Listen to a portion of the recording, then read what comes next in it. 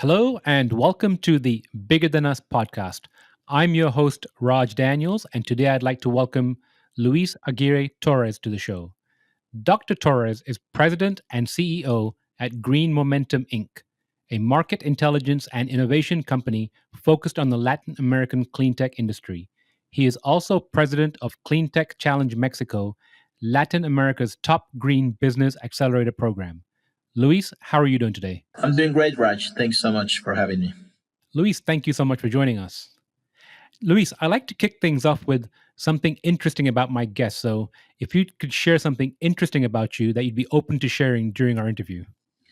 Sure. One of the things that I like doing is reading. When I'm originally from Mexico, so when I moved to England to do my for grad studies, I took on reading some literature, and I became quite obsessed with Irish authors and in general literature from that part of the world.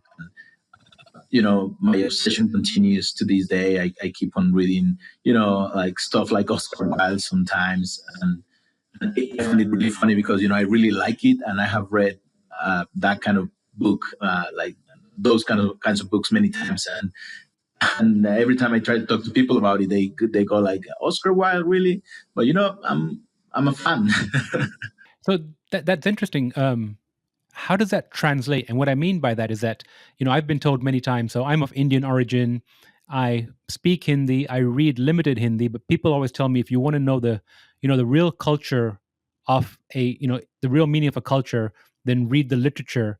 But then there's also nuances in languages. How does that translate between, let's say, the original writings of Oscar Wilde and in your mind, you having a Mexican heritage?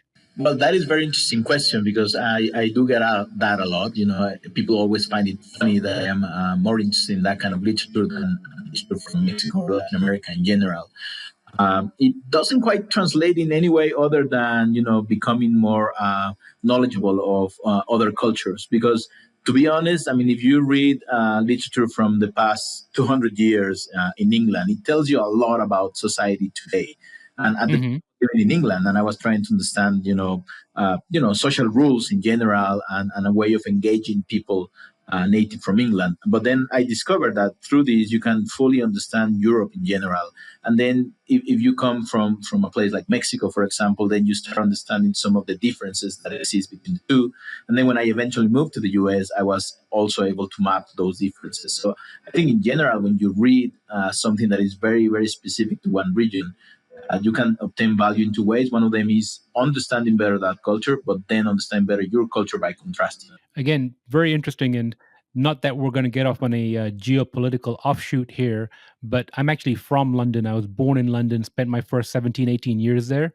And so some of the things that are happening today, whether it's in London or, across Europe or even here in America, some of the political shifts, it's almost like I can feel, inherently what's happening just because I'm from that region. Yeah, no, I hear you. I mean, when I moved there, what happens? I think a lot of people, a bunch of people that travel a lot or expats living in different places.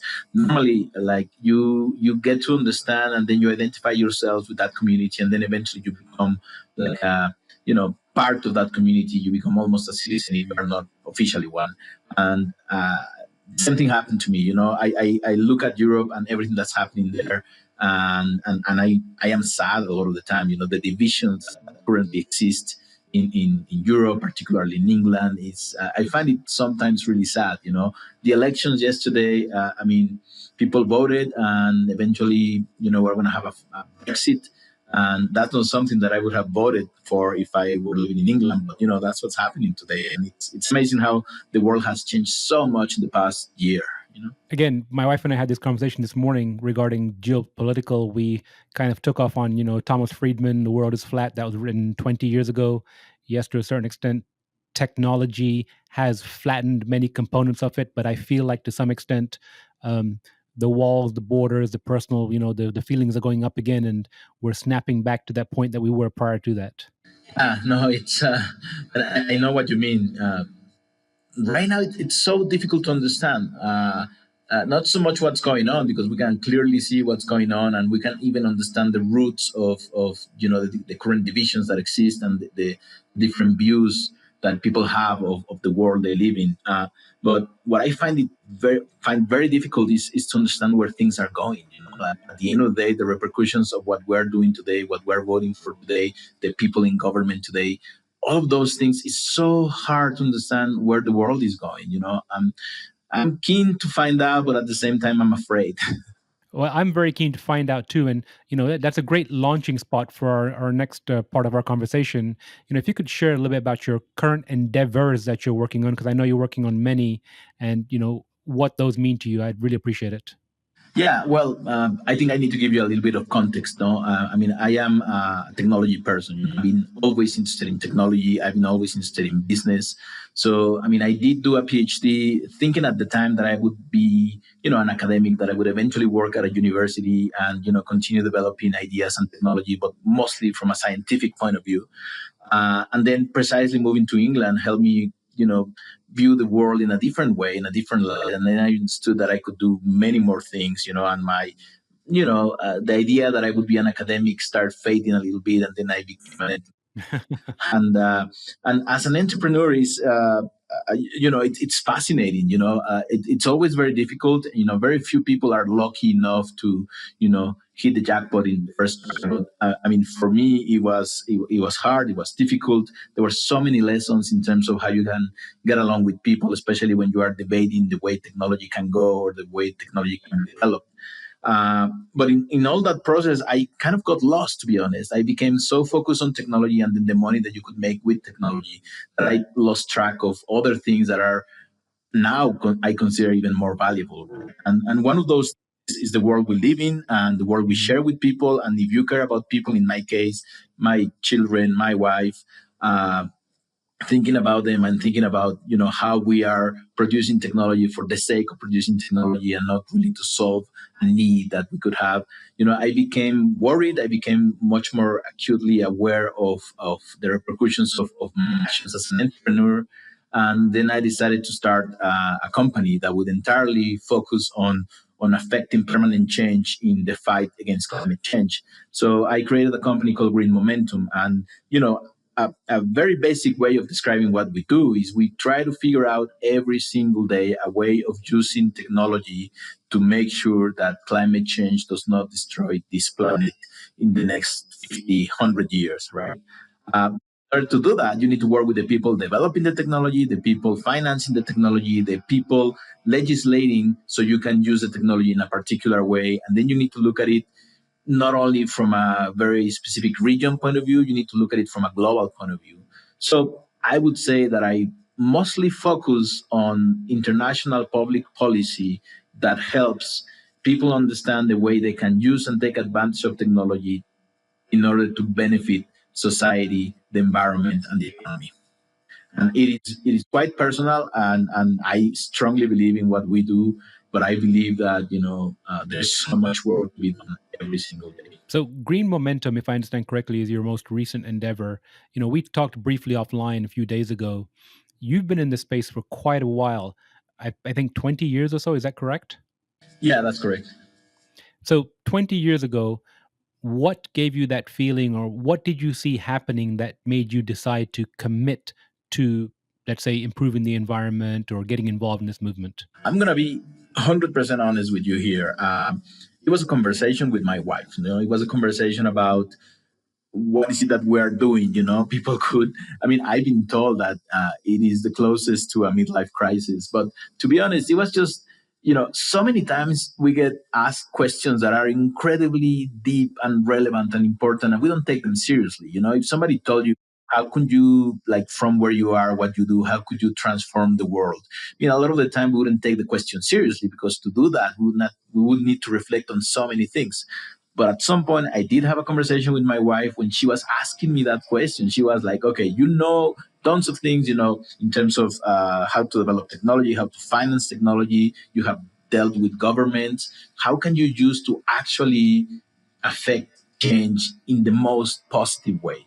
And she asked me that question, and she wouldn't let me go easily. Like, at the end of I needed to answer that question. Of course, when you are, examining with the second, third, fourth beer, it makes you even more honest when you're answering that kind of question. So when we were talking about that, I started thinking, like actually I could do that. Actually, I could make sure that whatever I do has a positive effect in the world. And it was from that conversation that a number of changes in my life started. And one of them was focusing on what was important at the time, focusing on what could be important in the future, and then developing a business model and an idea that could eventually take on that.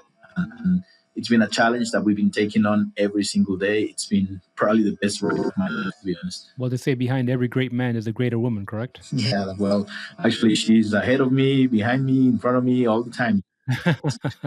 She's really the one driving this.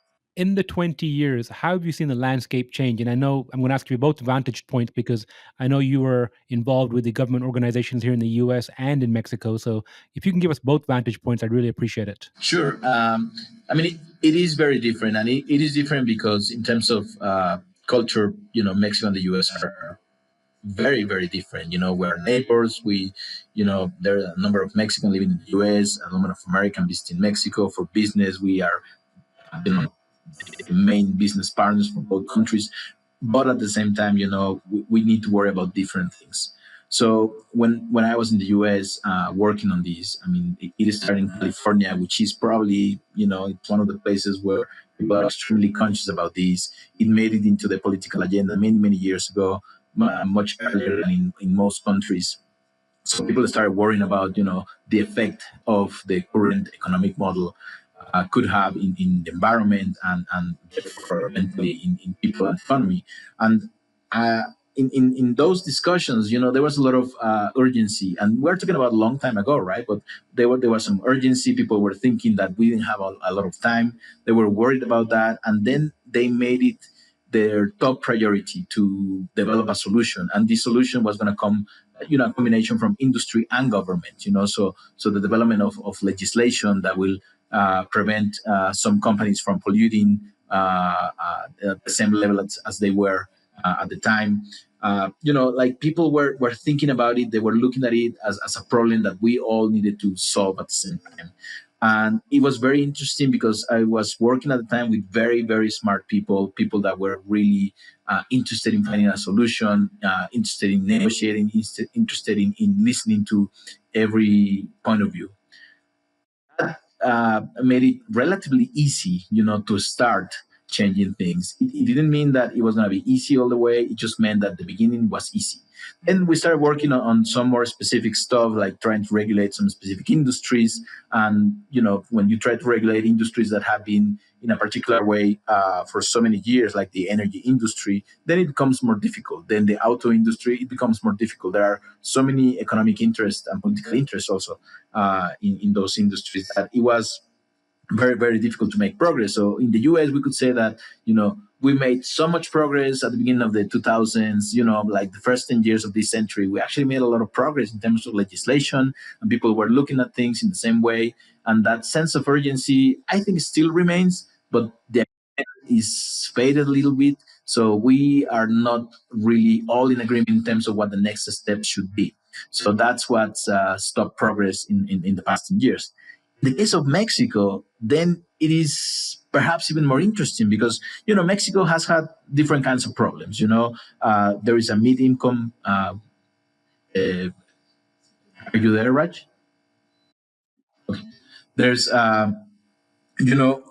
for many years we've been trying to uh, solve some cultural, social, economic issues that relate to the history of this country, that relate to some idiosyncratic issues that we have. There is inequality in Mexico. I think the economy has evolved in the past years, but not to the point where we could say that we are a high income country in terms of competitiveness in the global scale. We're always, in the middle, really. So Mexico has had to worry about, creating strong institutions, eliminating corruption, eliminating hunger, making sure that everybody has access to education, etc. So there are so many areas of interest for governments to focus on. However, When we start talking about the environment, it was not the same as in the US. It wasn't that, we found agreement immediately. Actually, when we were talking to government at the beginning of the century, we were talking to them and they were not interested in the subject. They really were more focused in other areas. Eventually, because of international pressure, because, our neighbors up north were working on climate change legislation, were working on renewable energy, then the country became interested. And I think it was the economic effect that the changes that were taking place in the border, in Texas, in California, that eventually affected policy in Mexico. Then, the federal government got seriously interested in climate change. And then new legislation came, but that legislation was entirely based on what happened in California before. And then we started working in renewable energy. We started modernizing the industry. But then, 2018 happened. And in 2018, Mexico realized that we were leaving behind half of the population. We were entirely focusing on economic aspects, but not social aspects. And the problem with that was that we needed to, take a step back, and all the progress that we had made, we kind of stopped, and we stopped focusing as much anyway in terms of energy transition and in implementing climate change legislation. So even though that we are still trying to do that, we went back to focusing on what is important for the current government, which is making sure there is no inequality, making sure there is no hunger, making sure that people has access to education. So we did not make that much progress. We did make some progress, but it's not really enough. So the two countries are right now stalling, I would say, but for very different reasons. So it's interesting. When you mention Mexico, I kind of feel like you're kind of working your way up that Maslow's hierarchy, right? You're trying to ensure that the basic needs are taken care of before you can move to the next stage. Yeah, and I think that's normal. If you define, the economy, but what the focus is at the beginning, I mean, you have, according to the World Economic Forum, for example, you can talk about this factor economy, where you are trying to develop the proper infrastructure, the proper government model to make sure that the country functions, and then you start becoming more efficient, which is the second group, efficiency economies. And Mexico is one of those, right? I mean, we're not an economy that is, starting, we have institutions, we have laws, we have a way of making it work, we could say. But we are not an innovation economy, which is the third group. The third group that we normally you can find the high income countries. So Mexico has been trying to make it into that elite group for many, many years, right? But the problem is that, the country is big. There are so many differences in terms of the way we perceive the economy, the way we perceive relations between different types of people. And so, yeah, Mexico's been trying for many years. We are not quite there. I don't think we're going to be there for some time still. You mentioned renewable energy earlier.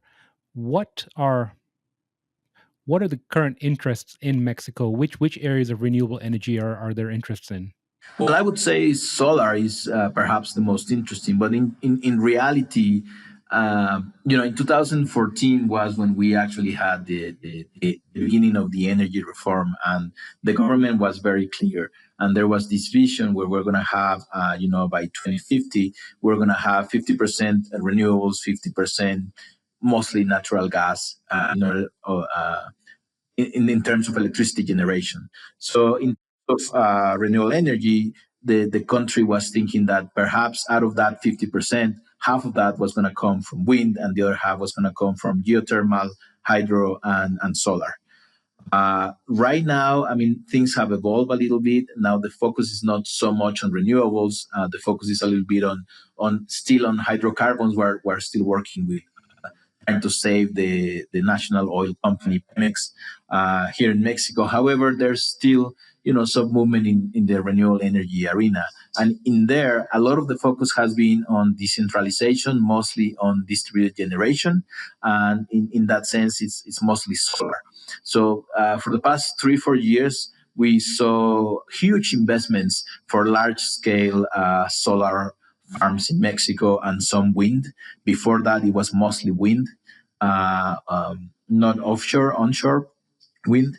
But today, I would say that investment has been reduced dramatically. So there's not going to be large deployments of solar technology, but there's going to be a very large number of distributed solar. We're talking about probably maximum 1 meg deployments for the most part. Of course, large projects are going to continue, and corporate farms, solar farms are going to continue. However, like the focus has shifted from large scale deployments to distributed solar for the most part. Now, switching gears a little bit, I know you work with or you run an incubator in Mexico for clean tech. Is that correct? That's correct. Yeah. So, are there any clean tech companies, energies, technologies that you're seeing, coming to the top that you're interested in?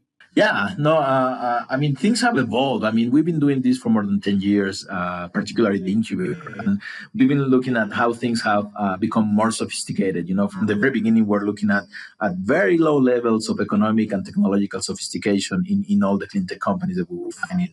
And it was very interesting. And this I have to mention, like 10 years ago, we were, doing a survey trying to understand how we could tackle the problem. And we realized that people didn't know what clean technology was. People, when you talk to them about clean technology, they were talking about laundry machines, dryers, and it was amazing, and it was funny at the time. It is still funny, but it was also tragic, man. I mean, it really was like, how is it that people don't know that solar exists, right? I mean, many people knew, but in general, we could say statistically that those were nothing compared to the amount of people that didn't know that clean technology was a thing.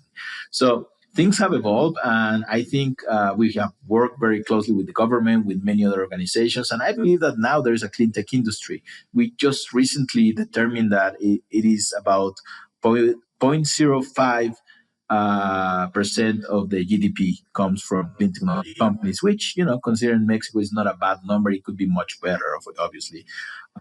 But looking at small, medium enterprises developing technology and trying to participate in the clean tech industry, we see, a change. Right now, we're talking about companies wanting to be part of the energy industry.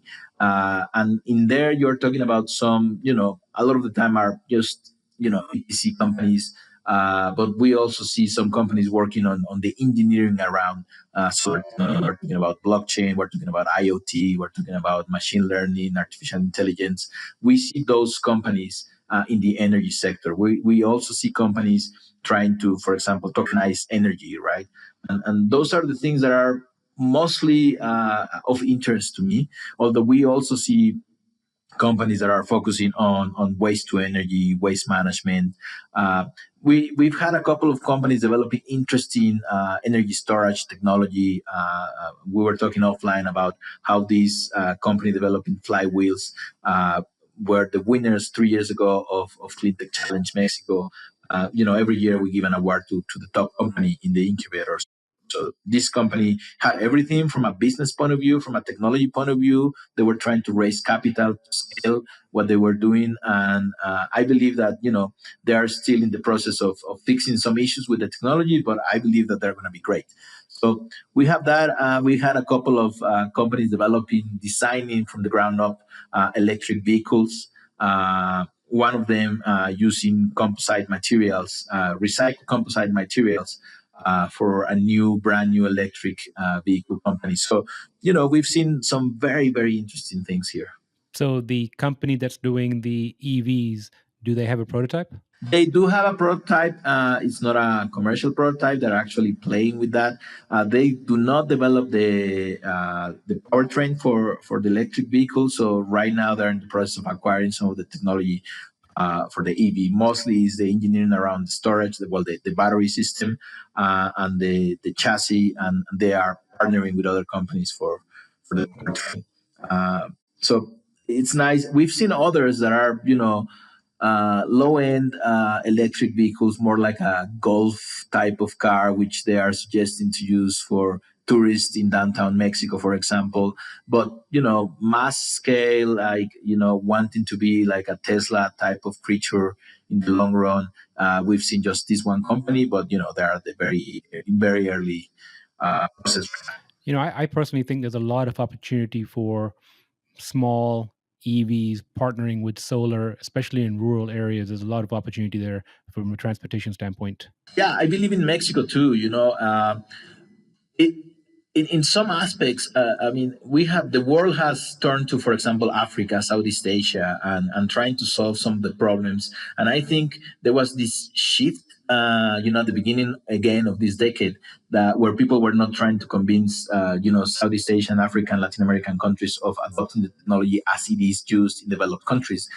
They've been looking at, how can we help with the problems that they have, and at the same time help them introduce these new technologies. So we saw how electric motorcycles are being used in Africa to deliver medicines to remote communities. So here in Mexico, we have a bunch of entrepreneurs that are actually looking at the same issues. For example, is Mexico, which is the poorest area of the country, and which is also encumbered by the problems with geography. Like they live up high in the mountains and stuff like that, so it's very difficult to get there and deliver goods in general. So people are trying to find solutions for both transportation, but also some other social issues that can be solved. So it's interesting because it's not the usual approach to trying to open a brand new market by producing a super expensive electric vehicle that would create an elite market. A lot of the entrepreneurs are focusing on the opposite. They're focusing on how can we tackle all these social issues at the same time that we introduce technology. So we have seen, for example, there is an hybrid energy generation system that uses both wind and solar photovoltaic technology specifically for rural communities in Mexico. They're trying to help, people that work in the fields, trying to, get solar, wind power, irrigation system and stuff like that. So, there is a lot of opportunity not only in electromobility, but also in energy generation. And they get a lot of help from, development agencies, multilateral organizations when they're focusing also on social issues.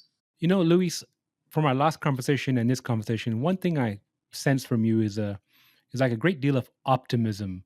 And one of the things I like to explore with my guests is the why behind what they do. And so, Why I do what I do, you mean? what's driving you? What's your why? Yeah, it is. I think in general, I am very passionate about technology, but I also have seen firsthand what inequality does to people, to people as a country. The divisions that it can create, the injustices that it can create, and then you become really passionate when you realize that you can be a catalyst for change. I mean, at some point you realize that you can be part of that necessary change that need to happen. So you start working towards that, and it's very difficult because it's very difficult to create results that will allow you to get funding, for example. But slowly you start making progress, and after so many years of doing this, we are understanding now how to do it. We're seeing results. We are seeing communities being transformed by the use of technology. So now,